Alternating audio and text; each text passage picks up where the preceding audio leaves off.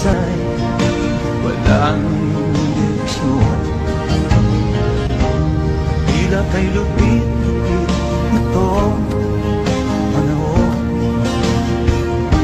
Huwag kang mawawalan ng pag-asa.